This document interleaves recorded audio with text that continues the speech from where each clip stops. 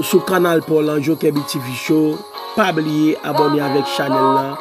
Toujours peser le bouton like là avant que vous regardez une vidéo et pas oublier activer le bouton notification pour capable joindre toute activité qui passe sur le canal.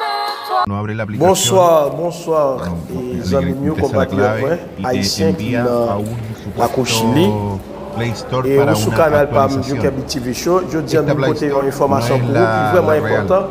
En urgence, tout haïtien qui a utilisé compte la l'outil et online et qui gagne qui télécharge et Banco Estado sur téléphone, gagne une urgence qui est vraiment important mais pour tout le monde, tout haïtien, pour ouvrir les oreilles pour entendre.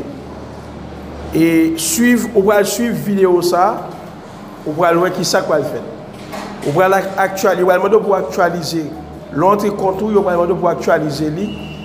Actualisation ça pas venir côté Banco Estado, yo pirater compte là automatiquement ou actualiser compte là, yo pour demander pour changer mot de passe. Depuis on changer mot de passe, et bien envoyer message sur téléphone lui pour joindre pirate. Il pour joindre pirate. Eh bien, les conseils prennent tout l'argent sur le compte. Faites cette vidéo ça pour nous tendre. Attention, pas capon. Nous sommes compatriotes, il faut nous capables. Nous travaillons très dur. Nous ne pouvons pas un bon matin nous lever nous compte nous à zéro. Et précaution, pas capon. Prends pile prudence parce que ces jours-ci, Banco Estado online li piraté en pile.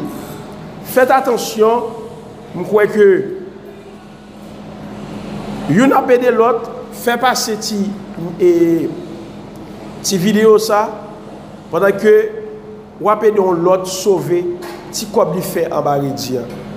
Et je crois que ou tendez pas actualiser rien absolument rien.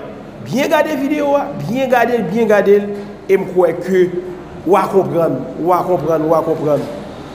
Et me crois que faire prudence et à la prochaine pas oublier like page là et partager vidéo et abonner avec channel là pour avoir une plus belle information. Que mon Dieu bénisse. Ciao, à la prochaine.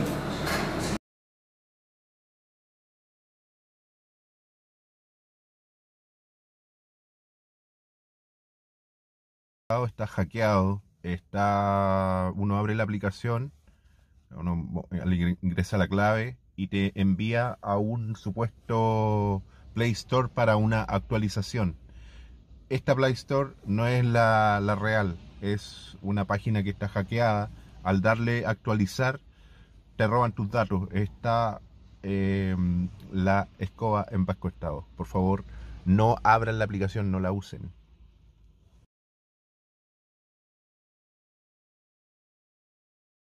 ¿Correcto?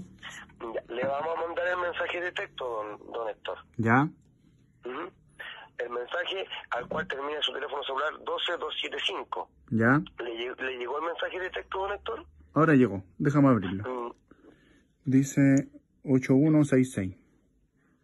Dice, No, tiene que abrir abajito, atención, parece. no entregues este código a nadie. Si alguien te lo pide, se trata de un fraude. De un fraude a terceras personas, don Héctor. Nosotros estamos... Tu código de activación para la app Banco Estado es 6. Ah, que te la doy, pues vos crees que soy hueón. El medio fraude que están haciendo. Si sumáis los 300 no te dan 210, vos crees que yo soy Gil.